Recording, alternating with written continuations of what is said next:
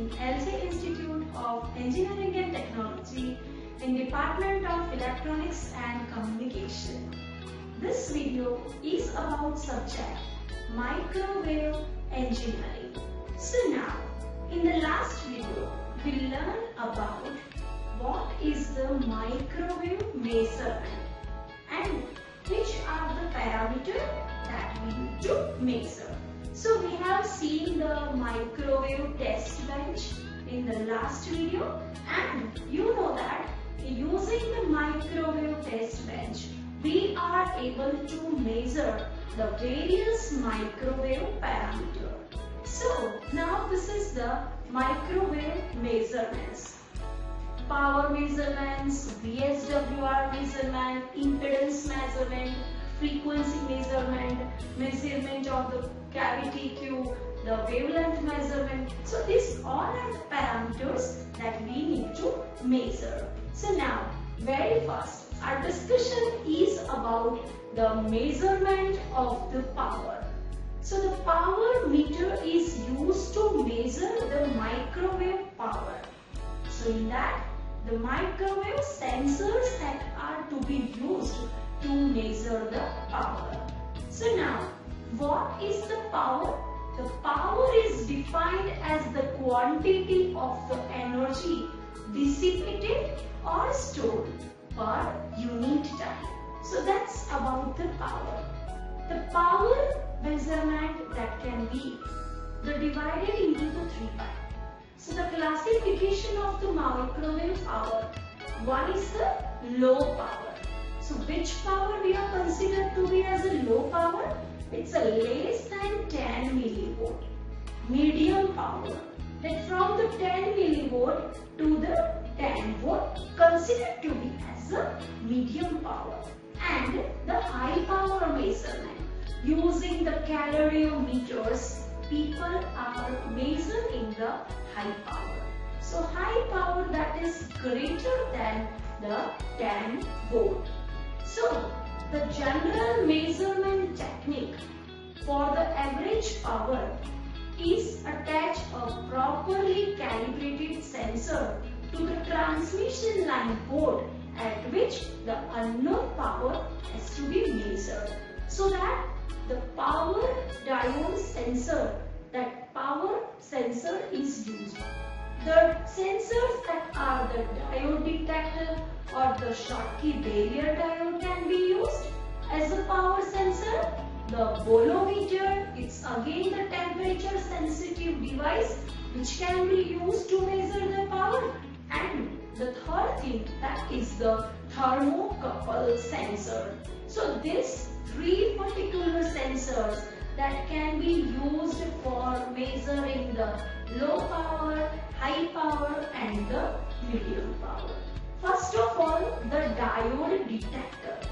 In that, the Schottky barrier diode that can be used.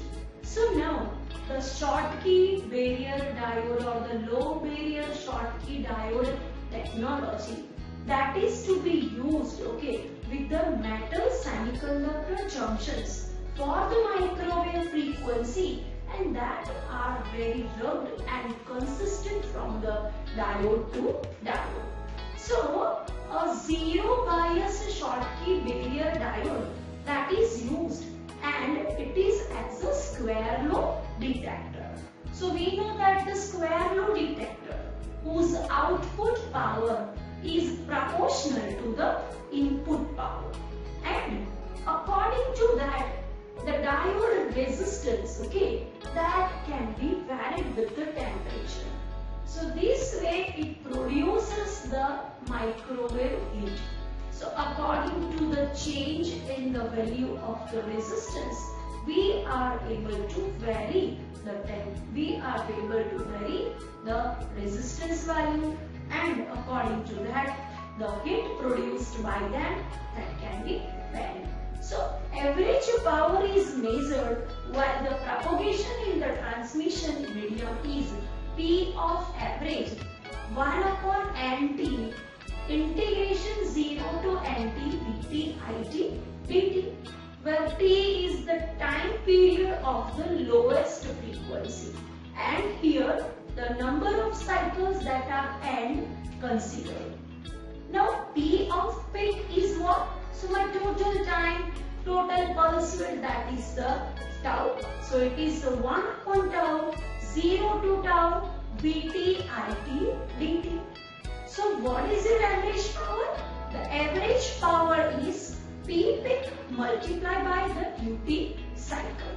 What is the duty cycle? Duty cycle is the pulse width multiplied by pulse repetition frequency. So now what is the pulse width? Suppose the tau is the pulse width. We are putting the tau value here. Tau multiplied by, suppose my pulse repetition frequency is Fr. So it's a tau multiplied by Fr. And Fr is what? It's 1 by t we can take. So it is the tau by t. And that tau by t, that's less than 1 value. Where the tau is the pulse width, t is the period, and Fr is the pulse repetition frequency. So unit of the power at microwaves, that is dBm. So the power in dBm, when you want to calculate, it is the 10 log power in the millivolt, and the 1 millivolt that is taken as a reference. So while the 30 dBm is there, so the 30 dBm means the 1 volt, and minus 30 dBm, then it's 1 microwatt. So this way the diode can be used. Here you can see that the Schottky barrier diode sensor.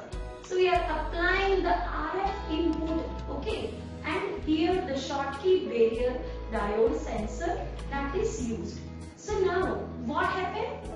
That according to the applied input, the resistance offered that can be changed. And what can we can change? That according to the change in the temperature value, the resistance value that can be changed, and the heat produced by the diode that can be also changed.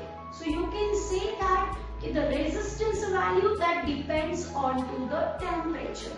So we can say that this all the power sensor diodes, okay. So what it will do? By varying the resistance value, okay. Now it also depend on to the temperature, and according to that the heat produced by it that can be also changed. So now the next sensor, that is the bolometer sensor. The bolometer that can be also placed to produce the output. So that are the power sensors, and that operate by changing the resistance value due to the temperature. So the change in the temperature, okay, that is converting from the RF or the microwave energy into the heat within the bolometer element. So bolometer, that's a sensor. So while the microwave falls onto the bolometer, okay, so now what it will do?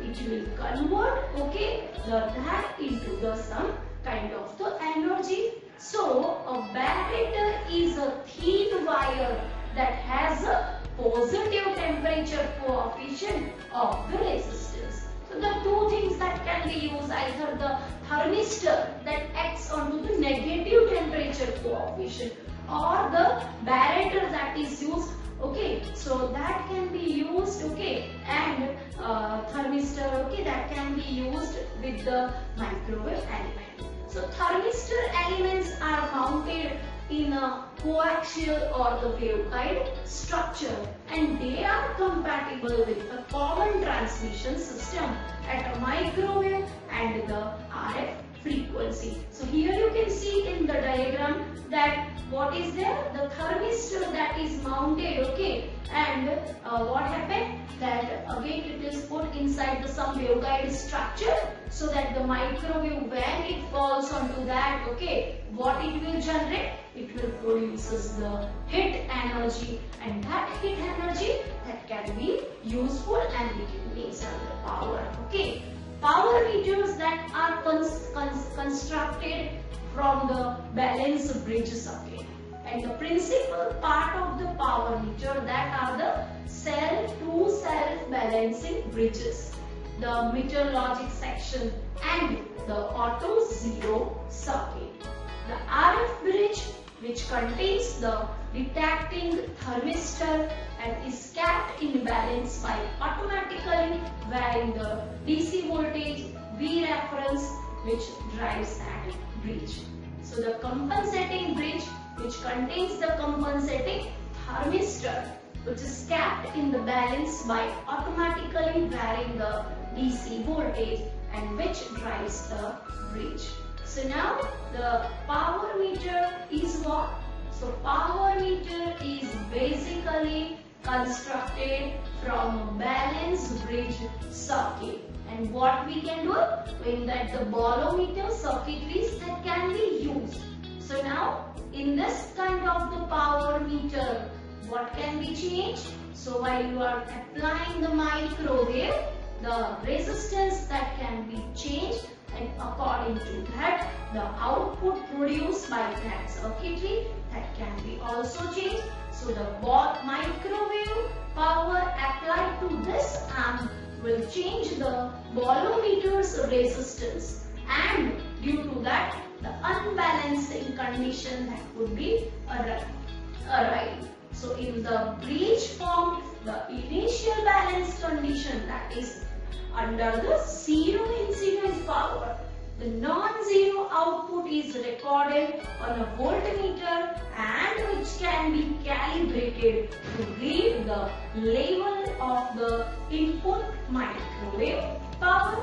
So here you can see the diagram of using this. So the bridge portion, you can see that what happened here, the microwave sensors, okay, that can be used, okay. So now under the zero biased station, okay, the bridge is in the balance condition, okay. Now what happened? We are applying the microwave power to the microwave sensor, okay. So while you are applying this microwave power to the microwave sensors or the power sensors, okay, what happened? It will vary the resistance of your bridge circuit. So now that resistance that can be varied, and according to that whatever the voltage offered at that terminal, that can be varied, and here the voltmeter that is to be connected, and you can read, you can measure the power value. So V1, V2 value, okay, that produces to this, it is given to the bridge amplifier and which is connected with the voltmeter, and we can read the power. The another diagram over here, that is again for the high power measurement, such kind of the devices that can be used. So here the diagram is very easy, and you can see that the two different bridges are given. Okay, two balance circuit that is used, okay. So what happened? The one circuit that produces the output, that's V1, the other produces the V2. The comparison that can be done, okay. And over here, by using the DC voltmeter, the measurement of the power that can be done. So the power meter is initially zero set. By pushing the zero set button with no applied RF power, by making the VC is equal to VRF. Okay, so VRF 0, that is a V reference power with the zero RF power.